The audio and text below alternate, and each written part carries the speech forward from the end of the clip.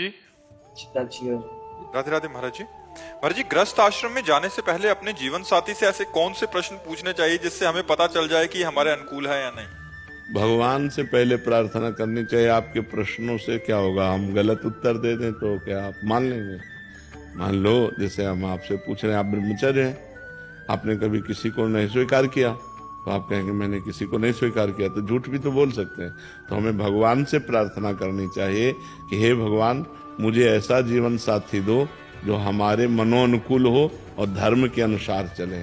भगवान, अब तो बड़ा कठिन है, अब तो ऐसे जीवन साथी मिलने ही कठिन है, क्योंकि एक बच्चा 4 लड़कियों से संबंध बना चुका है, एक लड़की 4 बच्चों से संबंध बना चुकी है। बॉयफ्रेंड किया, ब्रेकअप, फिर दूसरे से, फिर ब्रेकअप, तीसरा बॉयफ्रेंड है, बोले चौथा बॉयफ्रेंड है। तो ये व्यभिचार प्रवृत्ति जिसकी बन चुकी है, वो भला एक पुरुष में कैसे टिक पाएगी?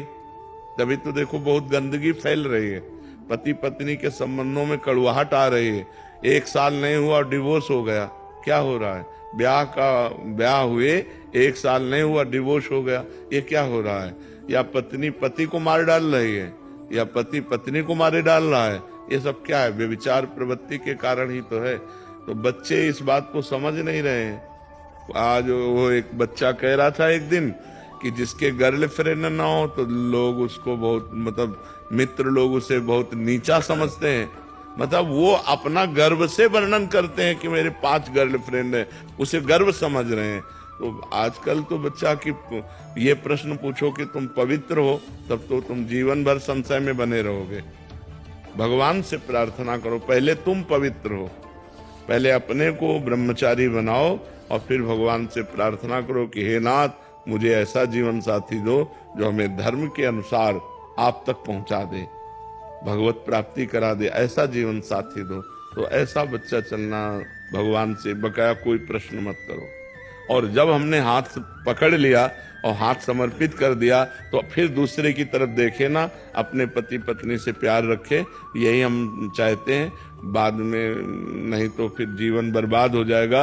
अब तो भगवान से ही प्रार्थना करो कि वही सही मार्ग में हमें ले चलने वाला साथी, जीवन साथी दे, तो भगवान ही कृपा करे। नहीं तो बड़ा अपवित्रता फैल रही है, नशेबाजी, चाहे बच्चा हो चाहे बच्ची, व्यभिचार, ये खूब फैल रहा है, खूब फैल रहा है। ये बड़ी हानिकारक है। हमारे भारत देश में पवित्रता पूर्वक गृहस्थ धर्म निर्वाह करने की जो पद्धति है, उससे बिल्कुल खिलाफ पद्धति चल रही है। खुशी लड्डा जी, भीलवाड़ा से। राधे राधे महाराज जी। महाराज जी, जब मन में संदेह या विश्वास की कमी हो तो क्या करना चाहिए? नाम जप। नाम जप से बुद्धि पवित्र होती है, पवित्र बुद्धि से संशय का नाश होता है, पवित्र बुद्धि में ही विश्वास जागृत होता है। तो हमें परम पवित्र मंगलमय भगवान का नाम निरंतर अपनी जिह्वा से लेने का अभ्यास करना चाहिए, जिससे हमारी बुद्धि विवेकवती हो जाए। बुद्धि तो सबके पास है, पर विवेक नहीं है। होए विवेक तो मोह भ्रम भागा।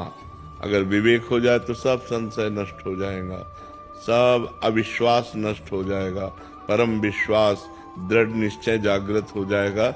इसलिए नाम जप करो। किसका प्रश्न है? हाँ, नाम जप करो। नाम जप करने से संशय और अविश्वास, इसका नाश हो जाएगा, निश्चय और विश्वास जागृत हो जाएगा। डॉक्टर विष्णु सक्सेना जी। राधे राधे महाराज जी। महाराज जी, आप कह रहे हैं कि आप जीवन भर देश विदेश में प्रेमी प्रेमिका, नायक नायिका के भौतिक प्रेम पर ही कविताएं लिखकर आप अंतर्राष्ट्रीय कवि हैं, श्रृंगार रस के, कह रहे हैं। महाराज श्री, मुझ अधम को कोई ऐसा उपाय बताएं कि भौतिक प्रेम आध्यात्मिक प्रेम में बदल जाए और मेरी कविताओं इससे कोई लाभ तो मिलेगा नहीं। भले तालियां मिल जाएं, संसार के 4 लोग तुम्हारी वाहवाही कर दें, लेकिन इससे सत्य वस्तु तो मिलेगी नहीं। ये विलासिता के गान करने से 4 लोग संसारिक वाह कह सकते हैं या हर्षित हो सकते हैं, लेकिन न तुम्हें मन की शांति मिलेगी, न औरों के मन की शांति मिलेगी। यदि प्रभु के चरित्र गाओ तो तव कथामृतम तप्त जीवनम, कवि भिरीडितम कल्मषापहम, श्रवण मंगलम श्री मुदाततम, भूरि गृणन्ति ते भूरिदा जना। वो बड़े महामहिमा में दानी माने जाते हैं जो दूसरों को भगवान की चर्चा सुनाते हैं। कल्मषापहम, भगवान के पावन चरित्र सुनते ही हृदय निष्पाप होने लगता है, जीव को मंगल की प्राप्ति होती है, आनंद की प्राप्ति होती है। तो हमें लगता है कि सबसे बड़े नायक भगवान हैं और सबसे बड़ी नायिका उनकी प्रिया जी हैं। अगर उनके पावन चरित्र गान करो तो तुम्हारी भी बुद्धि पवित्र हो जाएगी और परलोक लोक सब बन जाएगा और जो सुनेगा उसका भी मंगल हो जाएगा।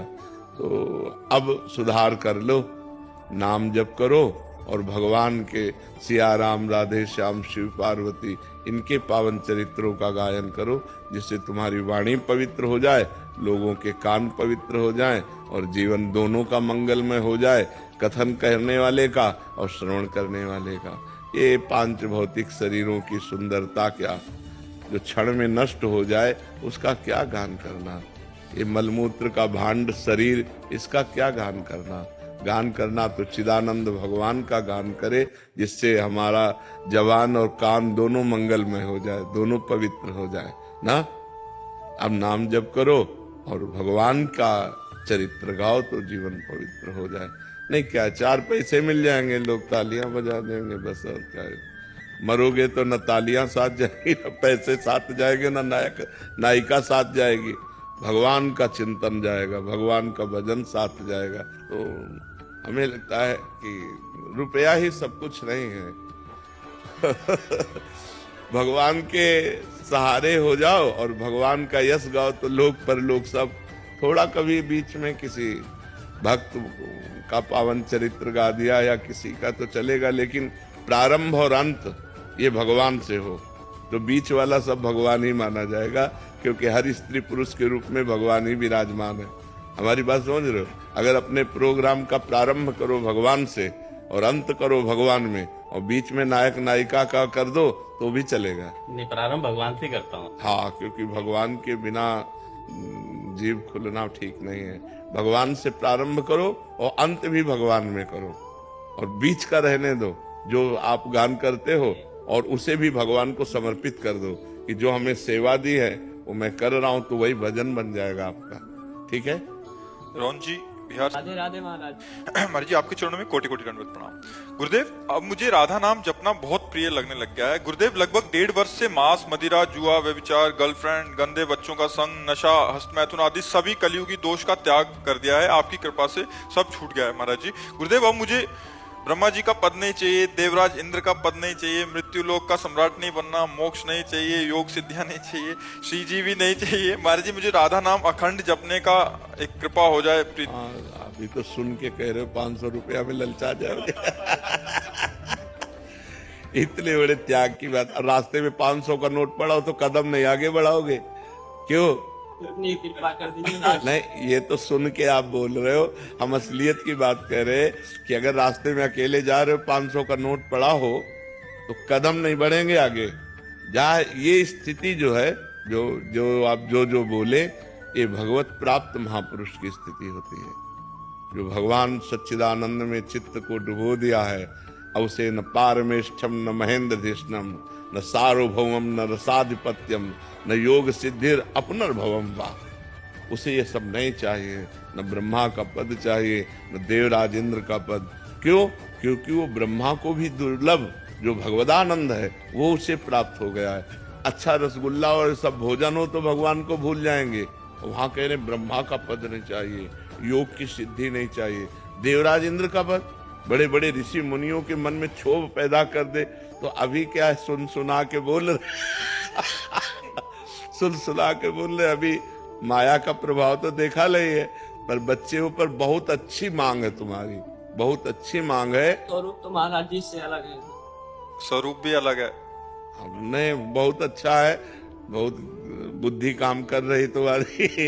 नाम जप करते रहो, ठीक है। हाँ, खूब नाम जप करते रहो, बहुत बढ़िया है, बहुत बढ़िया जी। प्रदीप त्रिपाठी जी। राधे राधे महाराज। राधे राधे महाराज जी। महाराज जी, आप एक उत्तरकांड की एक वर्णन कर रहे हैं, नहीं अनीति नहीं कछु प्रभुताई, सुनहु करहूं जो तुम ही सोहाई। महाराज जी, जब हम परम पिता परमात्मा के ही अंश हैं तो वे हमें सीधा मार्गदर्शन देकर भगवत प्राप्ति की ओर अग्रसर क्यों नहीं कर देते महाराज जी? वे हमें ऐसे विकल्प ही क्यों देते हैं कि जिससे हम इन तुच्छ भोगों में फंस जाएं? दिया तो सीधा ही मार्ग है, भगवान ने विकल्प तो दिया नहीं, सीधा मार्ग दिया है। ममई वांशु, भगवान करे तू मेरा अंश है। और गीता जी में स्वयं प्रकट होकर बोल रहे नहीं, वो भ्रम में तो नहीं डाल रहे ना, वो कह रहे अनन्यस चिंतयन्तो माम, मेरा अनन्य चिंतन करो। ये जना परिपासते, जो मेरी उपासना करते हैं, तेषाम नित्याभियुक्ता नाम योगक्षेमम माम्यम। ठेका मैं लेता हूँ, अनंत ब्रह्मांडों के स्वामी कह रहे, आपका प्रश्न है तो भगवान कह रहे ठेका तो मैं लेता हूँ तुम्हारे योग और क्षेम का, तुम केवल मेरा अनन्य चिंतन करो। भगवान और किसी कार्य के लिए नहीं आदेश कर रहे हैं। मन मना भव मद भक्तो माद्याजी माम नमस्कुरु, मेरे मन वाला बन, मेरा भक्त बन, मेरे को नमस्कार कर, मेरा चिंतन कर, तेरा मैं देख लूंगा, तू मेरा चिंतन कर। तो सीधा रास्ता नहीं दे रहे भगवान, लेकिन हम भगवान का चिंतन न करके भोगों का चिंतन करते हैं। भगवान को अपना न मान कर शरीर और शरीर संबंधियों को अपना मानते हैं। भगवान में सुख न मान करके संसार की वस्तु, व्यक्ति, स्थान, इनमें सुख मानते हैं। तो कहीं ना कहीं गलती हमारी हो रही है। जैसे गुरु रूप में भगवान आके कह रहे इधर चलो, अब हम इधर चल रहे हैं, तो अब फिर ये कह दे कि भगवान ने इधर का रास्ता ही क्यों बनाया? ऐसा नहीं है। अगर भोजन जरूरी है तो शौचालय भी जरूरी है। यद्यपि निंदनीय स्थान है, अपवित्र स्थान है, लेकिन अगर भोजन खाएंगे तो शौचालय की जरूरत पड़ेगी। दिन है, अगर रात ना हो तो सिस्टम बिगड़ जाए पूरी सृष्टि का। ऐसे ही देवता है, असुर ना हो तो सिस्टम बिगड़ जाए। अच्छे हैं, बुरे ना हो तो अच्छे की अच्छाई का मतलब ही ना रह जाए। तो भगवान ने पूरा बगीचा अपनी सृष्टि बनाई है, जो चाहिए वो ले लो। और स्वयं उपदेश करते हैं कि तुम्हारा मंगल किस में होगा, तुम्हें किस मार्ग में चलना चाहिए। ये मार्ग तुम्हें नरक ले जाएगा, ये मार्ग स्वर्ग ले जाए। ये कि आपने बना दिया और बताया नहीं, तो स्वयं अवतार लेकर जगत गुरु भगवान श्री कृष्ण ने और ब्रह्म ऋषियों के रूप में स्वयं भगवान ने वर्णन किया है। अब इसमें हमारी कमी है कि हमें बीज दे दिए 100 बीज दे दिए, बम्बुल का, दाख का, गन्ने का, ये अब हम पसंद करके क्या बोए, ये हमारी पसंद है, ये भगवान छोड़ दिए। तो अब ऐसे हमें भारत भूमि में जन्म दिया, मनुष्य शरीर दिया, बुद्धि दिया, मन दिया और मार्ग दिए बहुत, ज्ञान का मार्ग, भक्ति का मार्ग, पाप का मार्ग, छल कपट का मार्ग, ये सब मार्ग। और बता रहे हैं कि ये मार्ग चलो तो ये मिलेगा और ये मार्ग चलो तो ये मिलेगा। अब हम उधर जा रहे हैं तो उधर भोगना पड़ेगा, इधर जा रहे हैं तो आनंद भोगना पड़ेगा। तो इसमें भगवान का दोष क्या है, आप हमें बताओ, है नहीं? हाँ, भगवान पूर्ण है तो उनकी सृष्टि भी पूर्ण है। आप ये नहीं कह सकते कि ये नहीं है, सब कुछ है। बुरा से बुरा भी है और भला से भला भी है, छोटा से छोटा भी है, महान से महान भी है। ये उसकी सृष्टि है, ये उसकी बाजार है। अब आप खरीदना क्या चाहते हैं? पैसा आपके पास है, खरीद लीजिए। श्वास रूपी संपत्ति है, बुद्धि रूपी आपको गाइड करने वाला है, और भगवान आपको आपकी बुद्धि को कहाँ ले जाना चाहिए ये भी बता रहे हैं। अब अपने को चल देना चाहिए। देखो, भगवान की कृपा से आप साधु समागम में आए, भगवान की तरफ से कोई कमी है क्या कृपा की?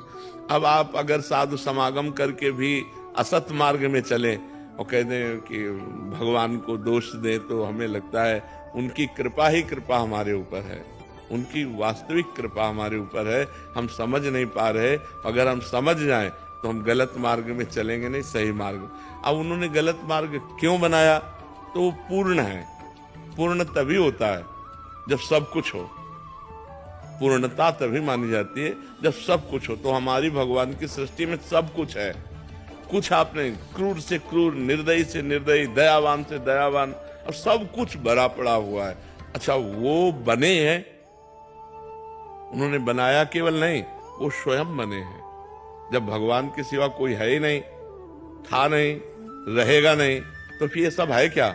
वही बने हुए हैं। और यही जो जान गया, बहुनाम जन्मनावंते ज्ञानवान माम प्रपद्यते वासुदेवा सर्वमित सा महात्मा सुदुर्लभा। सब कुछ भगवान बने हैं, ये जान गए तो उत्तम महात्मा हो गए आप। उत्तम गति को प्राप्त हो गए। तो हमको अच्छी गति, अच्छे मार्ग में चलना है। भगवान ने जो बुरे मार्ग बनाए वो पूर्ण है, वो पूर्ण परमात्मा है, इसलिए उन्होंने पूर्ण सृष्टि रची है, सब कुछ रचा है। देखो यहाँ भोजन पाते हैं और यही मलाशय है, यही मूत्राशय है, सब कुछ बना है। अब कह दे मलाशय मूत्राशय न हो तो फिर कैसे भोजन का व्यवस्था होती? भोजन का पाचन तंत्र काम करके मलाशय मूत्राशय कैसे? तो सब कुछ होना चाहिए। तो अब मलमूत्र एकदम घृणित चीज है, लेकिन बनता कहाँ से है? यहीं से तो पाते हैं।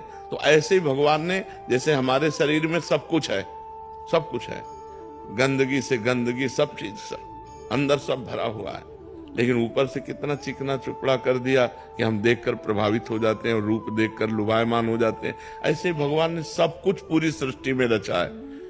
तो हमको क्या चाहिए, हमको कौन से मार्ग में चलना चाहिए, ये भी प्रकट होकर बता दिया। तो अब हमारी गलती है कि हम सही मार्ग न चलकर गलत मार्ग में चलते हैं। भगवान को इसमें दोष न दे, क्योंकि वो पूर्ण है। घर पूर्ण तभी माना जाएगा जब रसोई भी हो और लेटरिन बाथरूम भी हो, तभी माना जाएगा कि ये घर पूर्ण है। ऐसे संपूर्ण सृष्टि को भगवान ने पूर्ण रचा है। जी। देवना वैष्णव जी, राधे राधे महाराज जी। महाराज जी, आपके बताए अनुसार मैं लाडली जी से बोलती हूँ कि मैं जैसे भी हूँ, आपके आश्रय में हूँ, आपके भरोसे में हूँ। परंतु महाराज जी, ये आश्रय कैसे होता है, ये ठसक भाव कैसे होता है? शिष्टामृत भुक्त वैव चरितम श्रणवस तभी स्मरण, आपका उच्छिष्ट पाऊं। तो हमारी जो शरणागति पुष्ट होगी तो बिना भोग लगाए ठाकुर जी को पावे ना। उच्छिष्टामृत भुक्त वैव, और आपके चरित्र कानों से सुनूं और आपका स्मरण करूं, और हमारे चरण जब चले तो ऐसी भावनाओं कि मैं आपकी प्रदक्षिणा कर रही हूं, आपके ही जनों का संग हो, इसी से शरणागति हो जाएगी। आपके चरणों का ध्यान, आपका उच्छिष्ट, आपकी लीला चरित्रों का श्रवण, आपके धामों की यात्रा, आपके भक्तों का संग, इसी से हमारा हृदय शरणागति के योग्य हो जाएगा। और जहां प्रभु की शरणागति हुई तो उठते बैठते चलते फिरते खाते पीते हर समय भगवान की याद बनी रहेगी। भगवान का स्मरण होना हर समय, यही साधना है। सबसे बड़ी साधना भगवत प्राप्ति की है कि उठते बैठते चलते फिरते हर समय राधा राधा राधा राधा स्मृति बनी रहे। अगर स्मृति नहीं है तो फिर ठीक नहीं है, स्मृति बनी रहना चाहिए। क्या भाव है आपका? महाराज जी, आश्रय कैसे होता है, ये ठसक का भाव कैसे होता है? यही इसी से आश्रय हो। गले कैसे पड़ा जाता है, गले कैसे पड़ा? यही इसी से प्रभु की जूठन पाना, प्रभु का चरणामृत पीना, प्रभु की लीला कथा सुनना, प्रभु के भक्तों का संग करना, प्रभु के धाम तीर्थों की यात्रा करना और प्रभु के प्रति भाव रखकर सबको प्रभु में देखना। बस प्रभु ही प्रभु है तो आश्रय हमारा पुष्ट हो जाएगा। रमाकांत शर्मा जी, गाजियाबाद से। जी हरिवंश महाराज जी। गुरुदेव, जीवात्मा के शरीर की मृत्यु होने पर श्री जी से विशेष दैन्य भाव से प्रार्थना करने पर दोबारा जीवित वो जीवात्मा हो सकती है? कदापि नहीं। जब आयु खत्म तो फिर खत्म। अगर जीवित प्रार्थना करने से हो जाती तो कौशल्या जी को वैधव्य सहना ही नहीं पड़ता। जिनके पुत्र राम जी हैं, दशरथ जी को जिला देते, नहीं ना? भगवान ने अपने पिता को नहीं जिलाया तो औरों की बात जानी। आयु खत्म तो फिर खत्म, फिर कोई प्रार्थना कोई उसमें। हाँ, कुछ महापुरुषों में ऐसा देखा गया कि अपनी आयु उन्होंने उनको दे दी। ऐसा देखा गया कि वो संकल्प किए और अपनी आयु का हिस्सा उनको दे दिया, तो उससे फिर उनकी आयु। लेकिन जितनी श्वासें जिस जीव की हैं उससे ज्यादा एक श्वास भी नहीं ले सकता। यहाँ का क्रम है, जो विधना ने लिख दिया, छठी राव के अंक, राय घटे न तिल बढ़े, रहुरे जीव निशंक। नहीं, बड़े बड़े भक्त जो है ना, वो अपने भक्तों के लिए भगवान से प्रार्थना करके उनकी रक्षा कर लेते।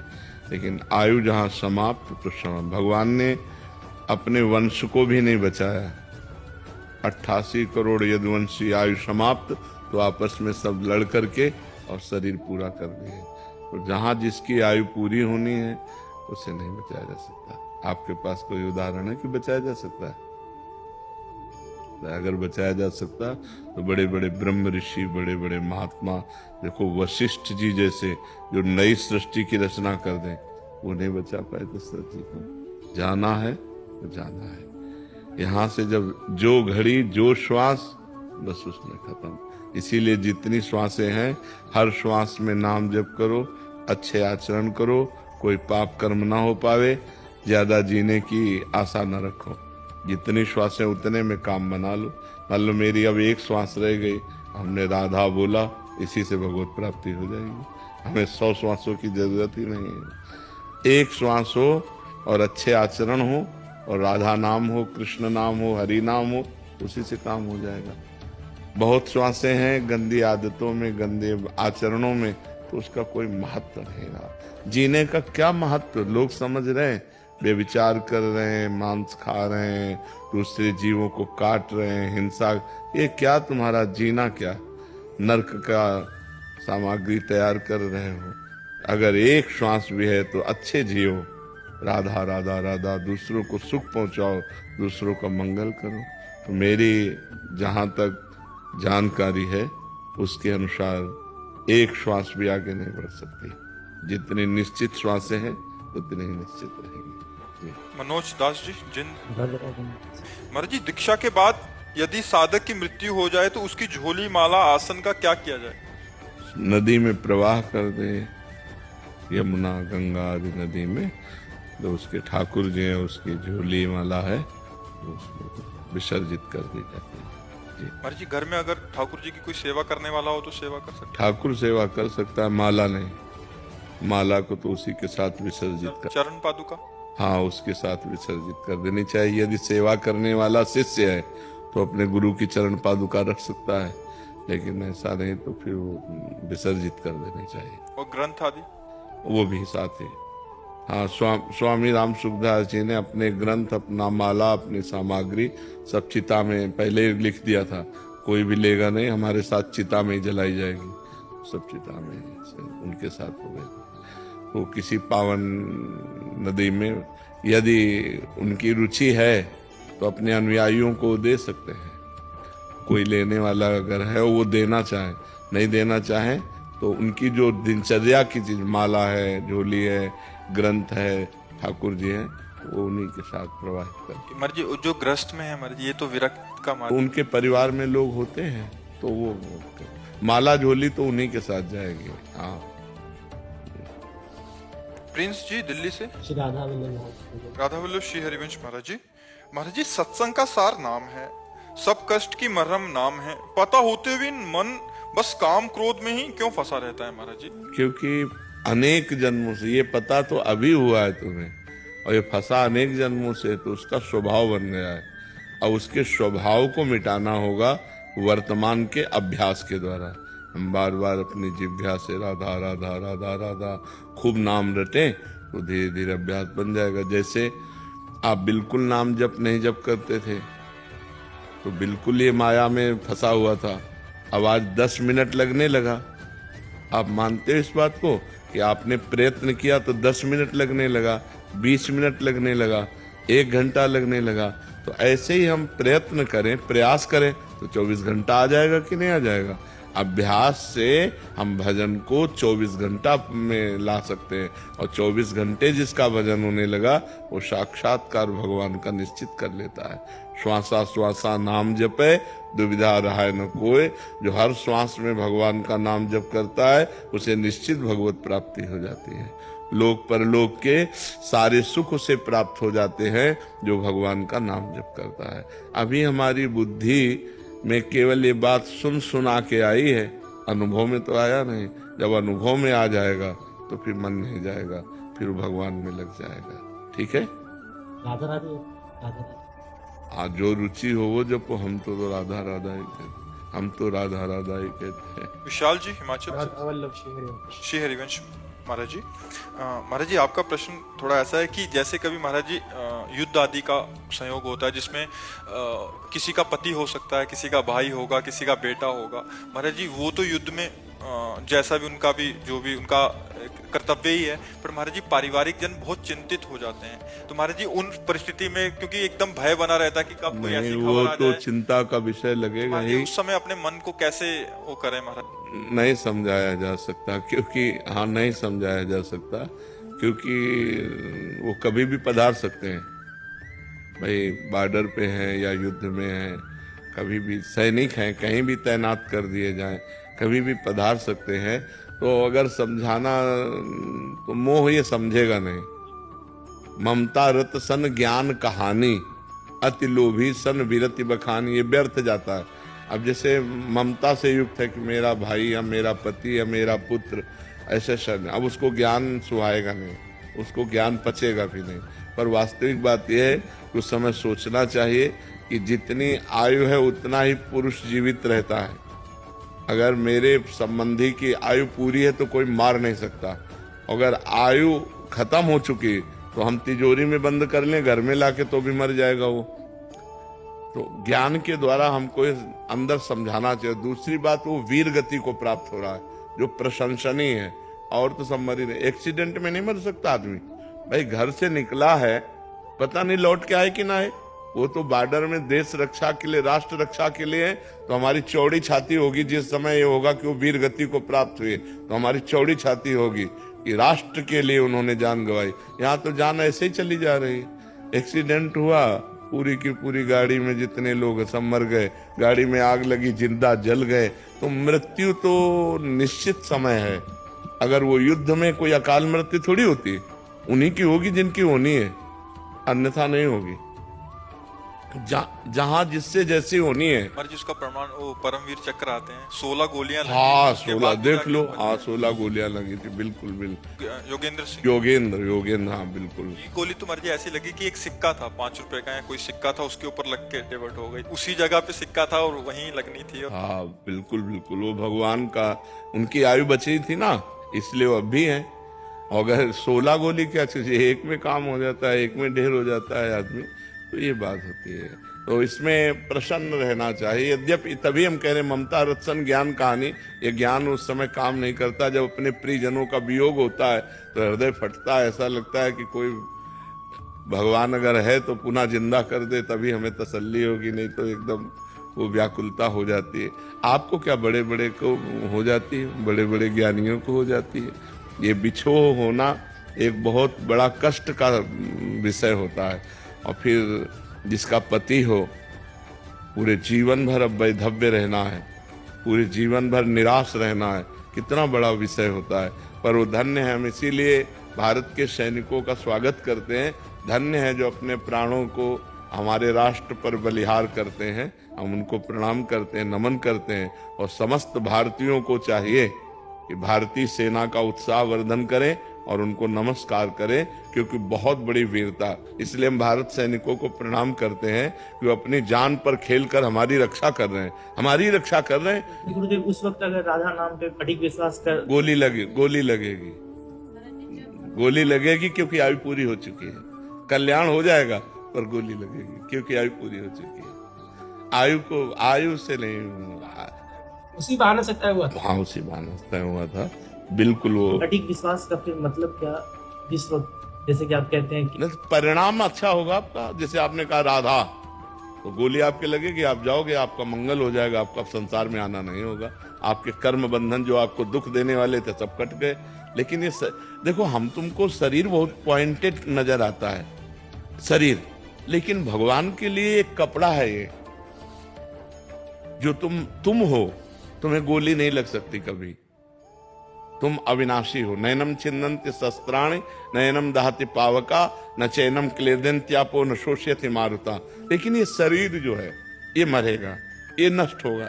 तो हमारी दृष्टि में शरीर बहुत बड़ी चीज है और भगवान की दृष्टि में तुम बहुत बड़ी चीज हो। और तुम्हें कोई गोली लगेगी नहीं, शरीर को लगेगी। तो कपड़ा को जैसे फाड़ दिया जाए, तो अब आपके पास बहुत से कपड़े हैं, तो एक कपड़ा फाड़ने में आपको क्या परेशानी है। तो ऐसे शरीर को गोली लग गई, आपको तो लगनी नहीं है। और अपने को शरीर सब कुछ है और भगवान को उनका अंश सब कुछ है, और उनके अंश को कभी कोई मार ही नहीं सकता। वो अविनाशी है, ईश्वर अंश जीव अविनाशी। तो इसलिए बात होती है। मैं मीडिया का काम करता हूँ, मैं इंटरव्यूज लेता हूँ। कभी कभार ऐसा ये होता है कि जब हम मीडिया से किसी का इंटरव्यू लेते हैं, हम कभी भ्रमिक बातों को फैलाते हैं, टीआरपी के लिए करते हैं। तो इसमें मेरा दिल एक क्षण में फंस जाता है कि अपने कर्तव्यों को पूरा करें, जिसके लिए हम काम कर रहे हैं, टीआरपी के लिए बढ़ाए, कि जनता को सत्य दिखाए। नहीं, उचित तो यही है, सत्य दिखाना। अगर आप केवल ये टीआरपी के लिए भ्रमात्मक बातें फैलाएं या झूठी बातें फैलाएं तो ये अपराध है। ये कहीं न कहीं इसके द्वारा प्राप्त हुआ धन आपकी बुद्धि को भ्रष्ट कर देगा, आगे चल करके आप परेशान हो जाएंगे। और प्रायः लोग धन और बड़ाई के लिए ऐसा करना शुरू कर देते हैं, तो हमें लगता है वो अंततोगत्वा मनुष्य जीवन का लक्ष्य सच्चाई होना चाहिए, मनुष्य जीवन का लक्ष्य भगवत प्राप्ति होना चाहिए, मनुष्य जीवन का लक्ष्य एक अद्भुत आनंद होना चाहिए, वो इससे नहीं प्राप्त होगा। मैंने अपने करियर को स्टार्ट किया, मैं आपसे और श्री जी से आशीर्वाद लेना चाहता हूँ। हाँ, बिल्कुल सत्य प्रवक्ता होना चाहिए, उसमें मिश्रित झूठ बात नहीं होनी चाहिए।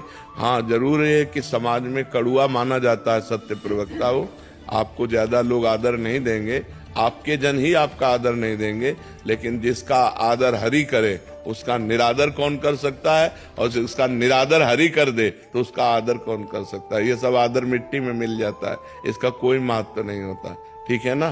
टीआरपी के लिए झूठ बोलना या किसी को झूठ ब्लेम लगा करके ये सब ठीक नहीं है, बिल्कुल सत्य बात होनी चाहिए। अगर वो दोषी है तो उसको ओपन करो, अगर निर्दोष है तो उसकी निर्दोषता ओपन करो। ऐसा नहीं कि दोषी को बख्श दिया जाए और निर्दोषी को दोषी बनाकर प्रकाशित कर दिया जाए। वो तो जो आप प्रकाशित करेंगे वही जनता देखती है, तो उसमें आपकी हानि हो जाएगी, जनता की तो कोई हानि है नहीं, आपकी हानि हो जाएगी।